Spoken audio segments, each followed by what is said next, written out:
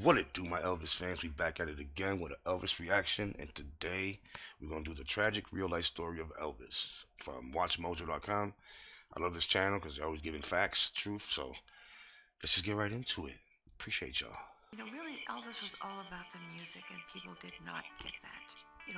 People try to complicate it. The music was so much a part of his life that in sharing his music, you lived it with him. Welcome to Watch Mojo, and today we're discussing the untold story of Elvis Presley. Oh, they're gonna put me in jail. The way he sang is God-given, so there can't be nothing wrong with it. For this video, we're looking at the life and career of the king of rock and roll. Are you a big Elvis fan? Yes, Let ma'am. us know in the comments. No, I'm letting you know right now. Life in Mississippi. Elvis Aaron Tupelo. Presley was born in Tupelo, Mississippi on January 8, 1935 to parents Vernon and Gladys. Sadly, Jesse Guerin, Elvis's twin brother, who was delivered half an hour before him, was stillborn. The Presleys That were sucks. a working-class family struggling to That survive boy had a during twin the Great brother, yo. Depression. That's crazy. Vernon worked odd jobs until he was convicted of altering a check in 1938. He was sentenced to 3 years, though he only served 8 months. But while he was in Oh shit, I didn't know his dad was a criminal. I'm just not like that, but damn, you had to do what you got to do sometimes. prison, the Presleys lost their home, forcing Gladys and her son to move in with relatives. The Presleys attended the That's when First Kurt Russell Assembly of played him in the God movie, I think. Pentecostal Church, where Elvis became mesmerized by gospel music. And when he was 11 years old, he was gifted his first guitar. The music of Memphis. In November 1948, 13-year-old Elvis and his family relocated to Memphis, Tennessee. A big change from life Beale in Street, small-town Riverside Mississippi. Drive. He loved the bright lights. He loved the music in the city. He loved hearing people on the street. He loved listening to music coming from the bars. And he'd study them. The family moved to the Lauderdale Courts public housing complex. By the time he was in high school, Elvis frequented the Beale Street blues scene and all-night gospel performances. And Elvis would hang at the Flamingo Room. When you realized that Elvis knew where Beale Street was and knew what that all meant, you could sense that he was different. Elvis graduated from Humes High in Memphis in 1953 and worked as a truck driver for some time. He made his first recording at the age of 18 in the summer of that year. He bought some recording time at Sun Records to make a special two-sided acetate disc for his mother, recording the songs My Happiness and That's When Your Heartaches Begin. This was how he was discovered by Sun Records founder Sam Phillips. Elvis sets his coat down, picks up the guitar, and starts just frailing the fire. You're beating the rhythm thing. Well, Bill picked his bass, started slapping, playing along with it. Just all rhythm. Guitar was leaning up on the amp, and I picked it up and started just kind of vamping along with him. In July 1954, Phillips had local musicians Winfield Scotty Moore and Bill Black audition Elvis and record a few songs together. The session wasn't going so well until Elvis started playing Arthur Crudup's 1946 blues song That's All Right. That's Days all later, right. the song played on the radio That's and was an alright. instant hit. Shocked me because here is a classic blues number. And here is a white cat not imitating or mimicking or Nope, anything. doing his own but way. Just putting his feel into it. Presley, Black, and Moore's first live performance was at the Bon Air Club on July 17th, but it was their show at the Overton Park Shell later that month that proved Elvis was a star. He debuted his rubber legs moves that would Elvis become was a his superstar. signature dance style, causing women Super to stage, he's a literally global scream star. in the audience. What all that? The wiggle. The what? Them girls won't see you wiggle. Not long after, the trio started performing and recording regularly together, managed by promoter Bob Neal. By the way, if you guys haven't seen the new Elvis Presley movie, Baz Luhrmann's, oh my God, please go see it. That movie's amazing, amazing, amazing, amazing, amazing. Awards, they better get awards. That movie better get awards. Best actors, actresses, everything. Let's get it. After a lackluster response to his first and only performance at Nashville's Grand Ole Opry in October, Elvis performed on Louisiana Hayride and became a regular there on Saturday nights. He's a young singer from Memphis, Tennessee. Give him a warm hayride welcome to a Mr. Elvis Presley. was able to trade in his old guitar for a much more expensive one worthy of his musical talents.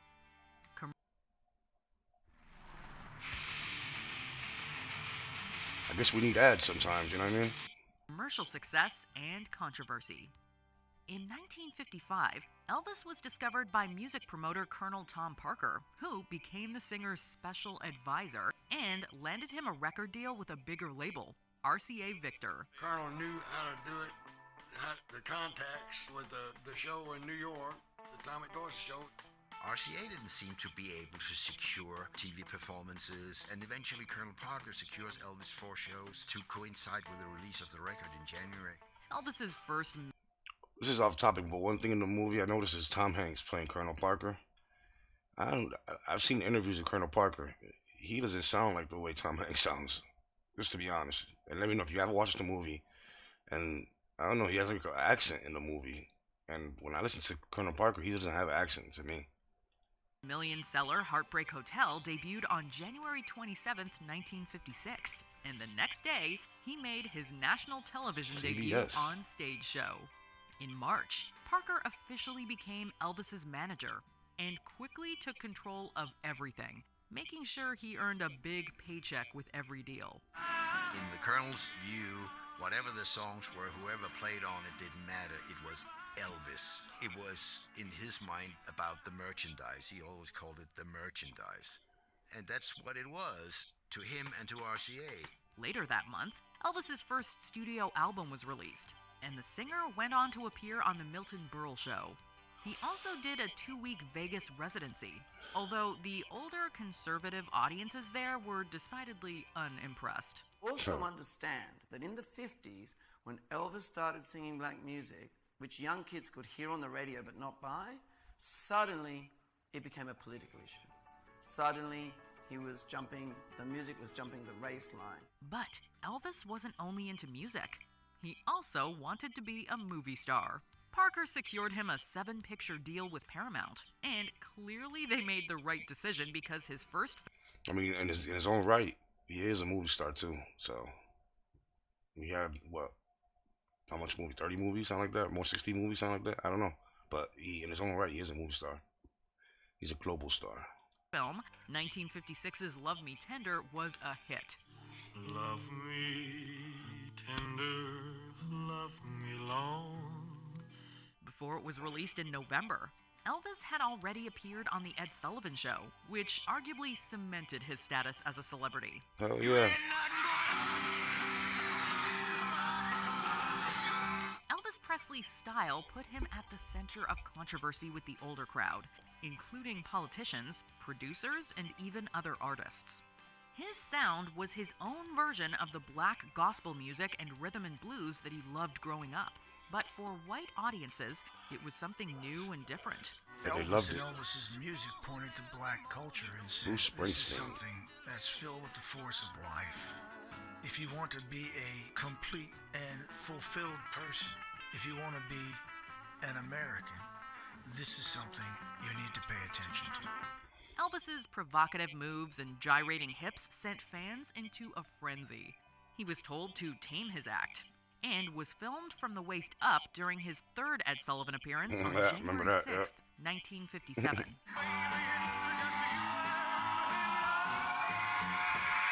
Military, movies, and marriage. Elvis received his draft notice in December 1957, but was able to defer until he wrapped filming on King Creole. If you're looking for trouble, just look right in my face. He was officially drafted into the U.S. Army on March 20th, 1958, much to fans' dismay. But RCA made sure to plan for this hiatus and released pre-recorded music while Elvis was overseas. That August, his mother Gladys passed away at the age of 46. And after threatening to go AWOL, her son was granted time to be with his mother for her last days and funeral. Yeah, I mean, he should be able to. Elvis was honorably discharged and returned home on March 2nd, 1960. He jumped right back into the studio to record, and in April, he released his 4th album, Elvis is Back. However, the star continued churning out movies too, releasing both the film and soundtrack for GI Blues in 1960.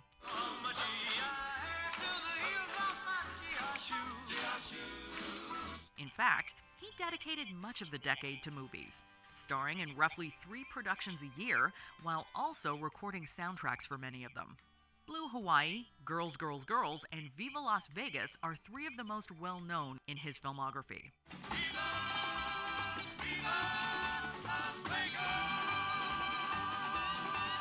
While stationed in Germany, the 24-year-old soldier met a then 14-year-old Priscilla Beaulieu. 6 tiers? The two married 7 on tier May cake? 1st, 1967 in Las Vegas. That money was pouring in, huh, Elvis boy? Though she had moved in with the star several years earlier. Never met anyone like you. I hope not. The couple had daughter Lisa Marie 9 months later, on February 1st, 1968. Just a baby. The comeback and downfall. After years in Hollywood, Elvis wanted to get back to his music. He did the '68 comeback special and revived his music career, reminding audiences that the King still had it.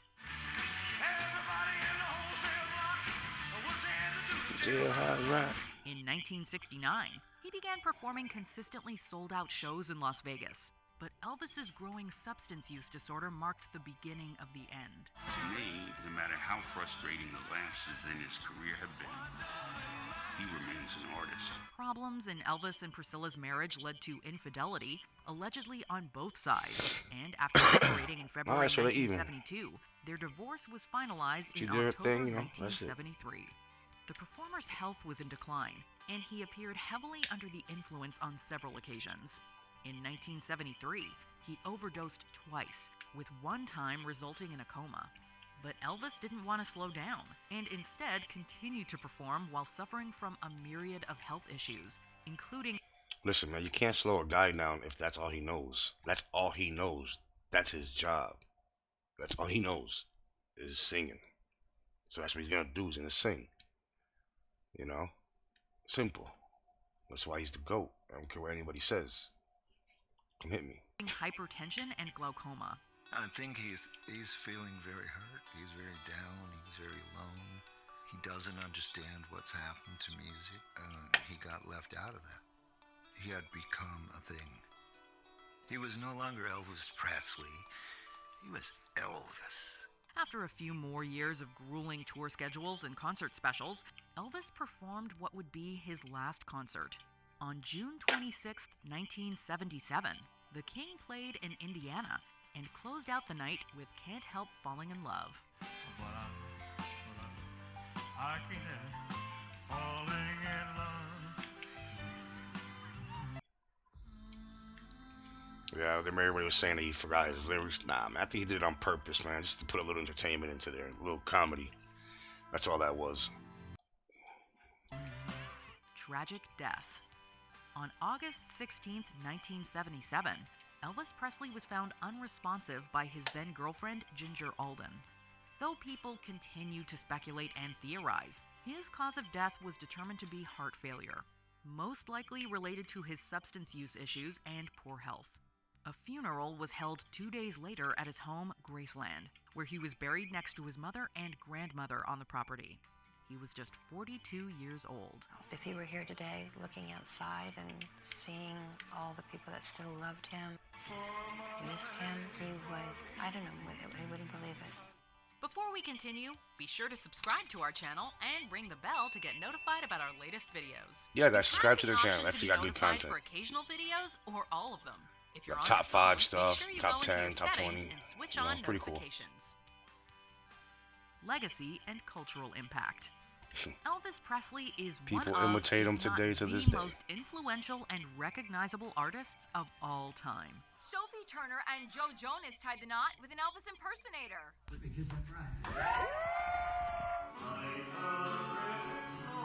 And so did Stranger Things actor David Harbour and Lily Allen. That's awesome. Records, live performances, television appearances, and movies made him a staple in pop culture. And with countless covers, remixes, and tributes, the King's legacy lives on.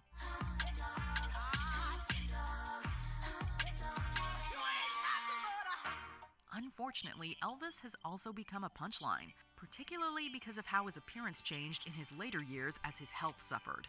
When someone becomes wallpaper, I mean, there's a great fan base who I love and respect for Elvis, but there's a lot of people who think he's a Halloween costume. Elvis's only child, Lisa Marie, also got into the entertainment business as a singer-songwriter. Lisa's late son, Benjamin Keough, was musically gifted as well, and his sister, actress and filmmaker Riley Keough, has a successful career of her own. The first movie I ever watched in the theater where I went, I want to make movies, was Moulin Rouge, and I was 12. Wow. You know, and so that was a really, it was a real honor to know that he was interested in making this film. Elvis has been the subject of numerous documentaries, shows, and films. Baz Luhrmann's musical biopic Elvis premiered at the 2022 Cannes Film Festival, receiving a 12-minute standing ovation.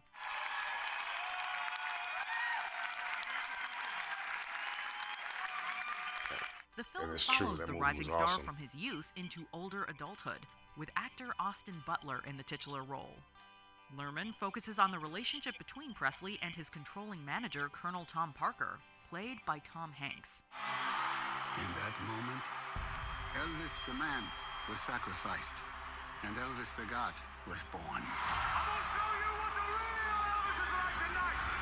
No matter the medium, Elvis Presley continues to be a celebrated music icon with a dedicated and still growing fan base spanning all ages. But that's the thing about Elvis, is he's sort of become the wallpaper of society, and he's such a superhuman figure. Do you agree with our picks? Check out this other It's recent true. clip from Watch Mojo, and be sure to subscribe and He's ring saying the the bell to be wallpaper of notified society, about like our we latest treat him like videos. he's a costume, you know. We don't praise him though. We treat him like he's a joke. Basically, he's like sexy as a living human being, a talented human being who cared about the world. You know what I mean? Good is good. Mojo be having some good stuff. You guys should subscribe to their channel. The tragic real story of Elvis, and what you think about what they said. Let me know in the comments. Appreciate you guys. Subscribe to the channel, leave a like, comment, notification bells on, so you get all the Elvis videos. And I'll see you next time. Peace.